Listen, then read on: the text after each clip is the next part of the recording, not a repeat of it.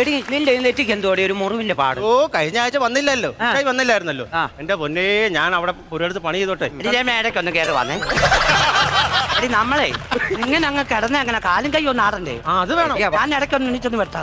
ഞാൻ പറയണ്ടേ? നീ പറഞ്ഞതിന്റെ ബാക്കി പൊന്നെ ഇതുപോലെ നേരത്തെ കിടന്നില്ല, ഞാൻ കിടക്കുമായിരുന്നു. ഈ ഉഷ പറഞ്ഞു ഉഷ വന്നിട്ടുണ്ടല്ലോ, ഒരു ഒറ്റ വെട്ട് എന്റെ ഇവിടെ. ഞാൻ ചോദിച്ചു എന്തുവാടിയും ചോദിച്ചു. അവൻ പറയാം വാഴയ്ക്ക് തട കൊടുത്തിയാണ്. എന്റെ ദൈവമേ, നീ അല്ലെ എണ്ണിച്ചത് കാര്യമായി.